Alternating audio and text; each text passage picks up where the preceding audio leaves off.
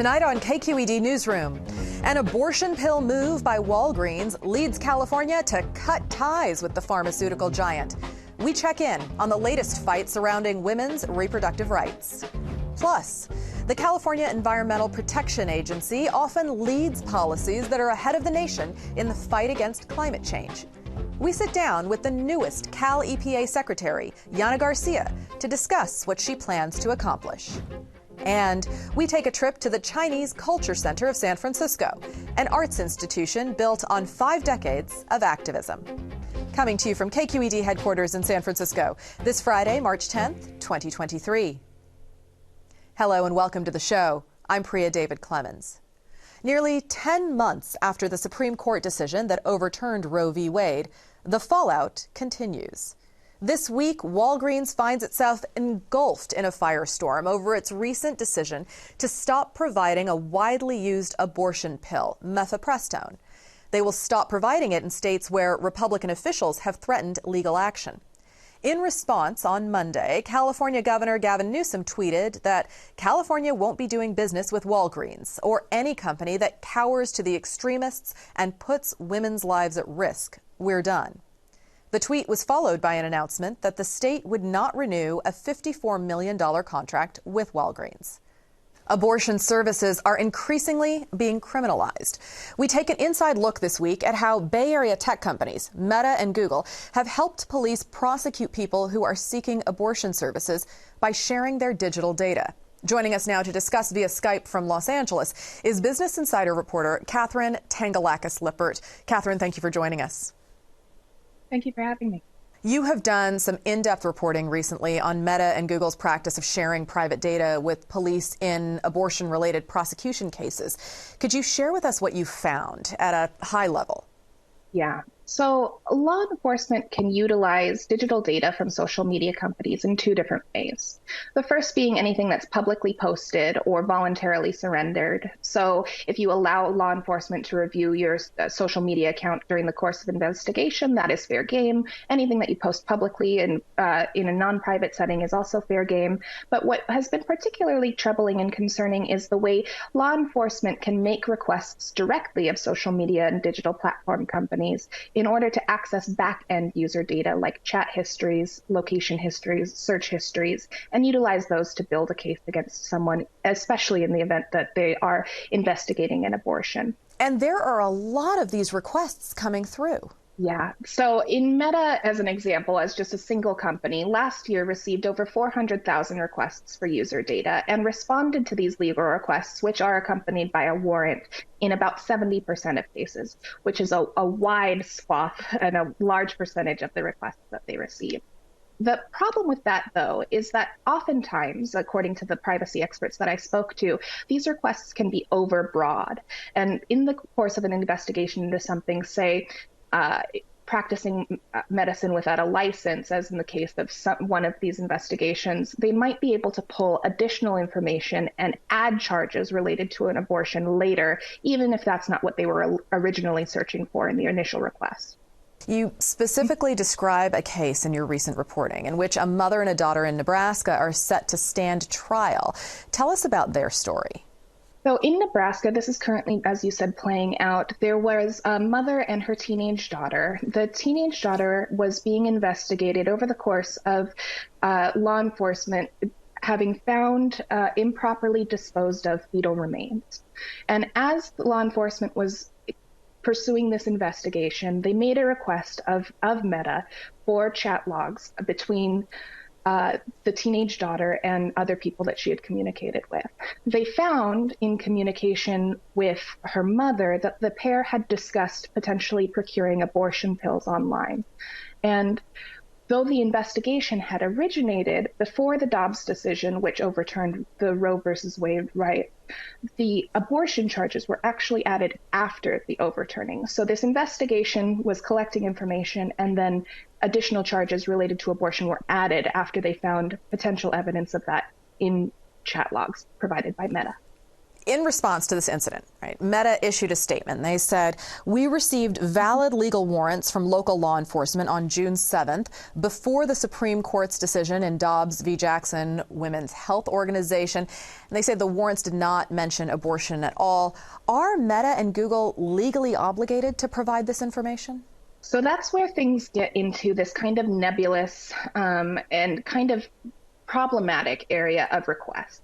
So law enforcement does have to provide a legal warrant, and in most cases, unless it's challenged directly in court, Facebook or Meta or Google have to provide the information that's requested. However, these requests might not necessarily, in the course of the investigation, be specifically listing details regarding abortion. For example, in this case in Nebraska, the request was detailing information regarding the improper disposal of fetal remains, and nothing regarding abortion was mentioned in the initial request.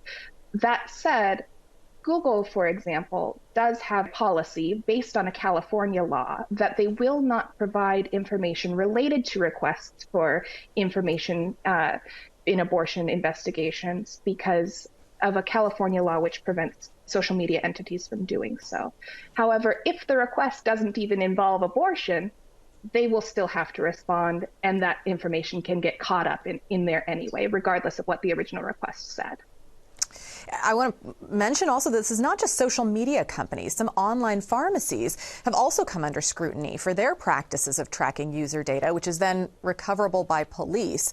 And I want to also turn back to Walgreens. Walgreens says it's not going to sell abortion pills in these 20 GOP-led states, even where it's still legal. How are they going to be impacted by California cutting ties with the company?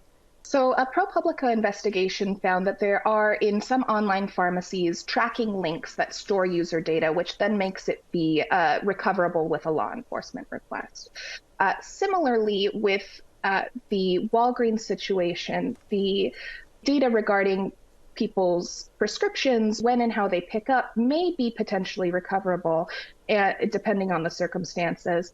And what Governor Newsom has chosen to do is to cut ties with Walgreens entirely for making the decision not to sell these kinds of medications across states where litigation is pending regarding the legislation of abortion. And how likely is it, Katherine, that other pharmacies will follow Walgreens' move? That's the big question that kind of remains to be seen at this point. Walgreens was one of several pharmacies who last month received a letter from 20 Republican attorneys general threatening legal action if they continue to sell these kinds of medications in states where the abortion rights are being legislated. Now, Walgreens denies that their decision to stop selling these medications was related to that letter, but the timing is notable. And we haven't yet seen any announced decisions by other pharmacies who received the letter, such as CVS, Rite Aid, Target, Walmart. But right now, this is gearing up to be a likely battle over the next month while these pharmacies determine their course of action. All right. Katherine Tangalakis-Lippert with the Business Insider, thank you for your time. Thank you. The California Environmental Protection Agency shapes how the state addresses some of the biggest issues facing the planet, from clean air to climate change to environmental justice. Cal EPA enforces environmental laws, and the choices the agency makes has a ripple effect around the country. I'm joined now by Cal EPA Secretary Yana Garcia, who has been leading the agency since August. Yana, thank you for joining us. Of course. Thanks for having me. So you have been in the position for a few months now.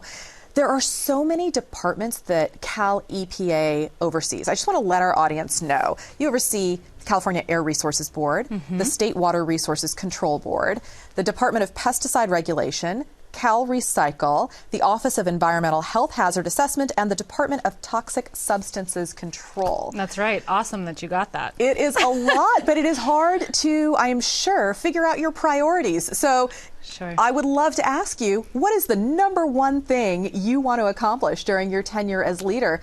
I am sure it's hard to pick. Yeah, it's hard to pick. I guess the number one thing I want to accomplish as a leader is to continue our focus on not only creating policy that works for the masses, for the entire diverse state that we have, but that also really works for the most vulnerable Californians, and that focuses on driving down pollution in areas hardest hit by the climate crisis and by health impacts, by economic impacts. That's what's most important to me. And beyond that, I mean, we're looking at real challenges in our water supply and our water system. And so really making some strides in improving how we deliver water across our state, how we ensure water quality for communities and for species, as well as for the rivers and streams and oceans that we're so known for in California.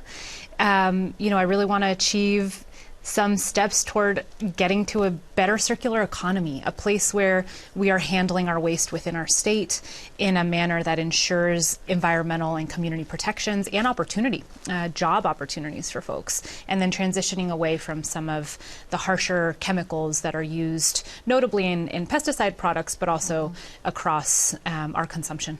All right, well, let's see how much of that we can get to Sure. as we're talking today. Sure. Let's start with the first one. You're talking about reducing pollution, particularly in low-income communities. I know there's a bill that is aimed at doing that, AB 617, meant to clear the air for 15 low-income communities around the state, including Richmond and Oakland.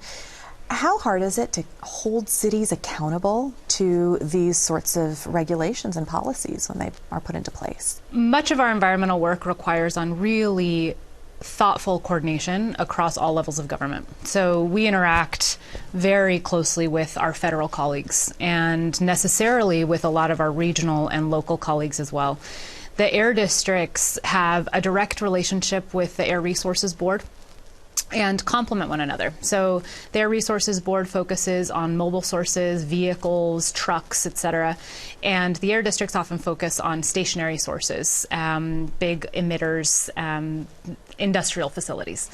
And so it really, AB 617 was so novel because it took the focal point away from achieving federal standards, of which, of course, we still achieve. Those are set by statute. We achieve those. But we often really surpass them, don't we? We often surpass them. We do still have some progress that needs to be made in some regions in our state where we need to attain.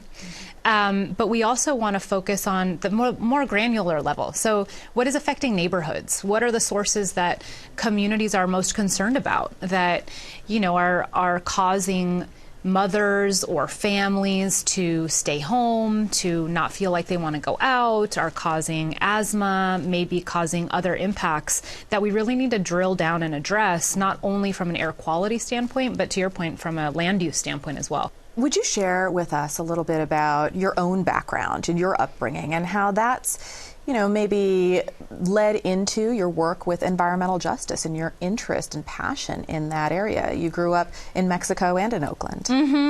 I did. And I often share the story that, you know, I became aware of the need for people to have access to the basics in life: clean air, clean water, land, to be able to sustain themselves at a pretty young age. You know, I was 10, living in Mexico for a period of time, and became acutely aware of the fact that when you don't have that, you have forces that are driving you to seek it elsewhere, and to seek that type of sustenance elsewhere. And I think we see that a lot in our migration and immigration patterns. You know, we don't often talk about climate as a reason for people leaving their homes. We're not the only starting state. to hear about climate refugees. Yeah, absolutely. Yeah. So, you know, that was my context at the time, and something that left a big imprint on me.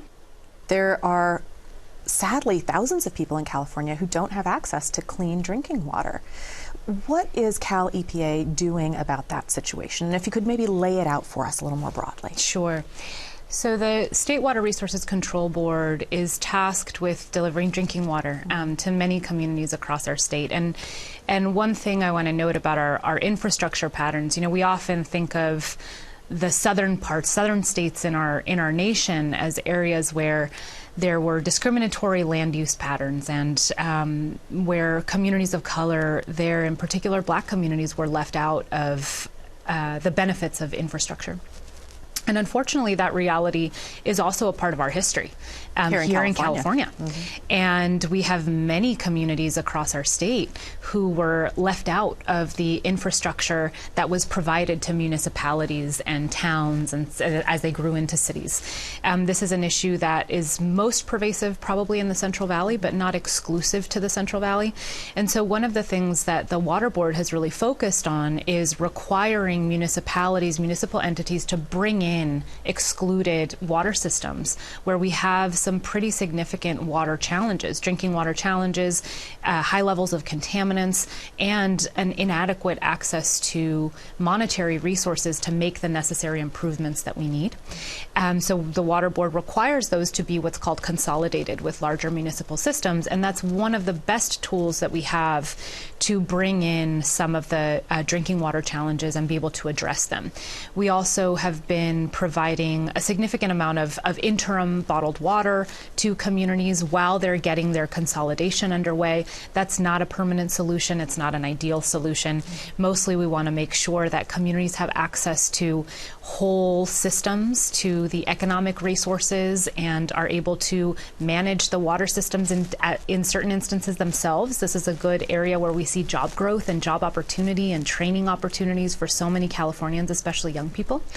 And I'm looking forward to continuing this work. And it's been a high priority of the governor's since he began his tenure, and is a high priority of mine. As we're talking about water, let's stay there for a little bit. It's on everyone's mind that we are getting so much water right now, which is a relief.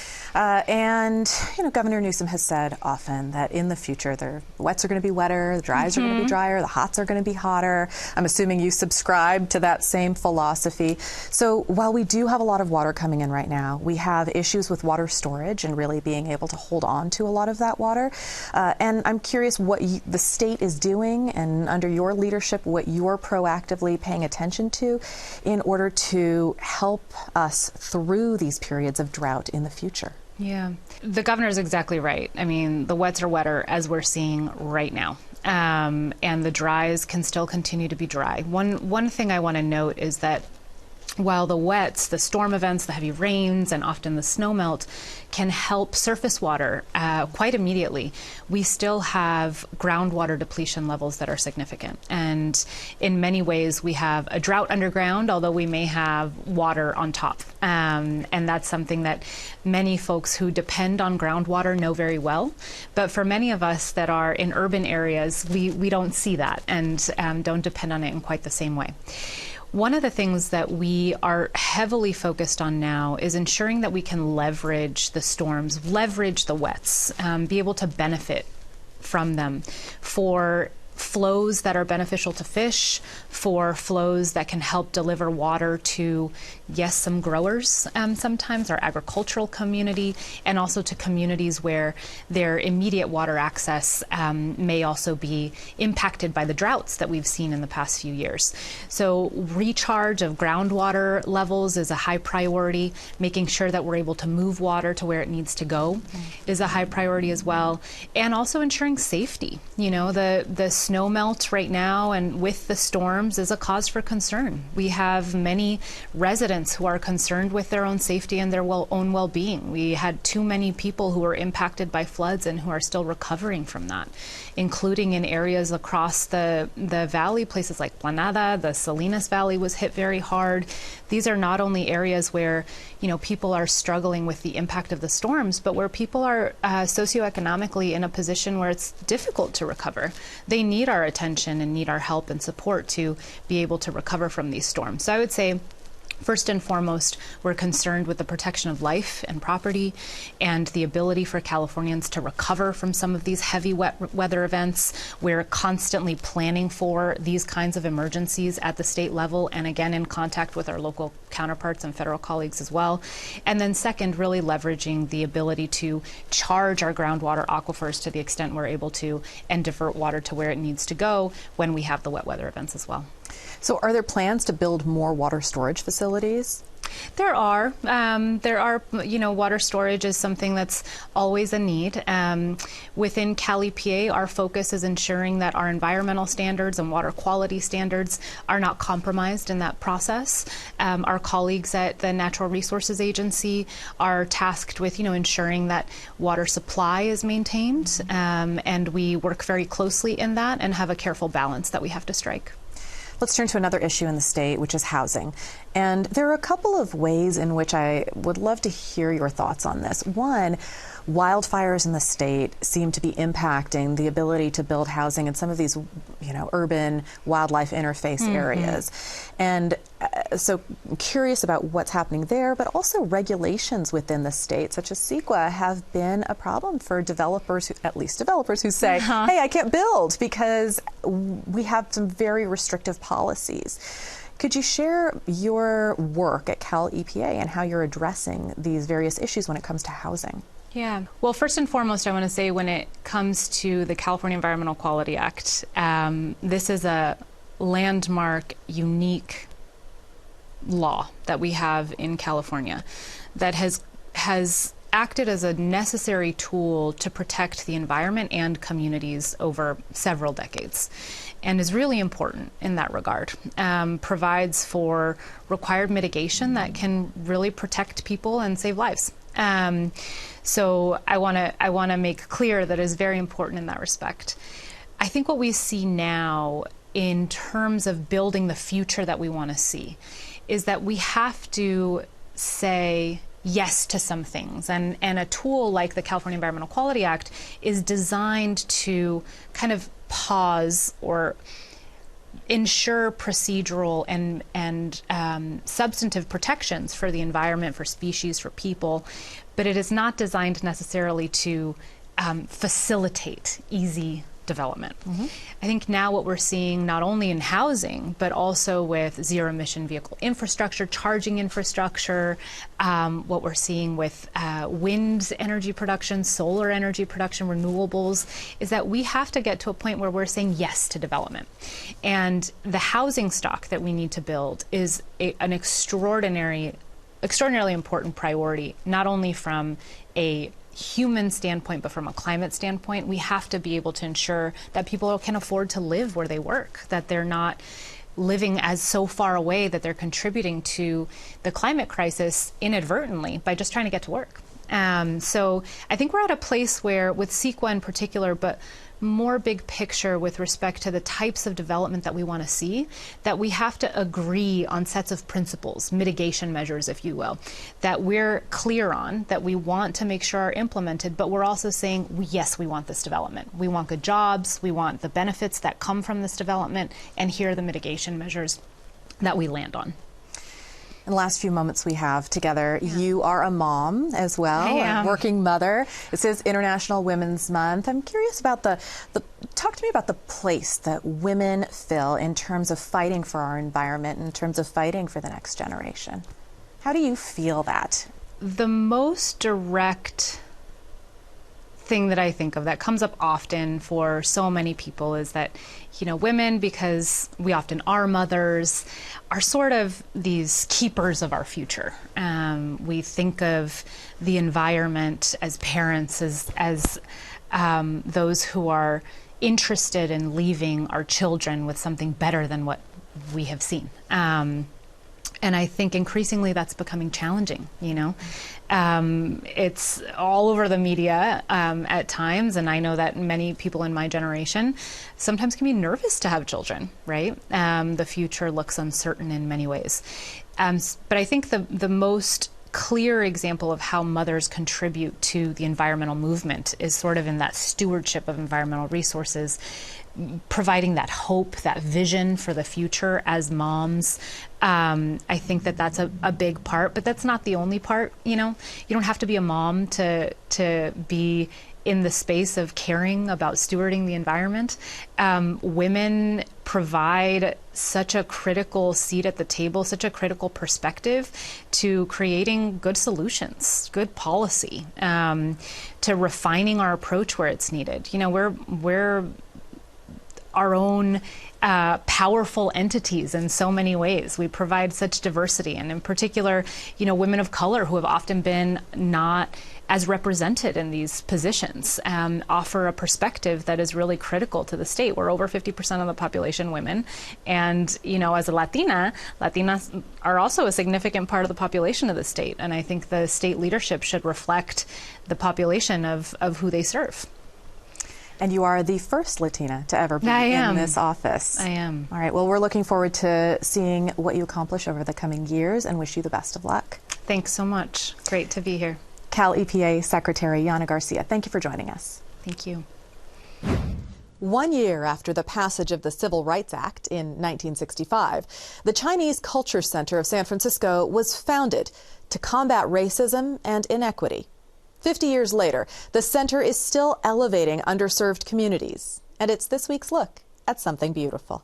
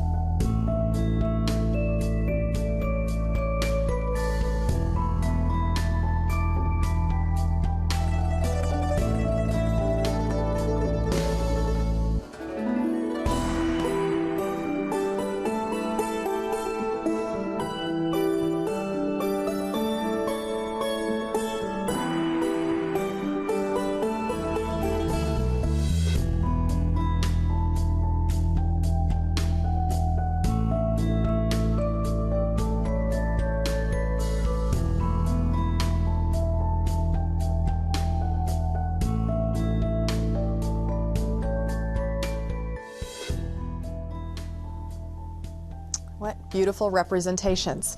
That is the end of our show for tonight. We will see you right back here next week when we sit down with Oakland Mayor Sheng Tao.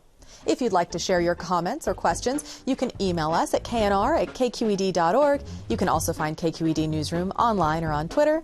And you can reach me on LinkedIn, Twitter, and Facebook at Priya D. Clemens. Thank you for joining us. Have a great weekend.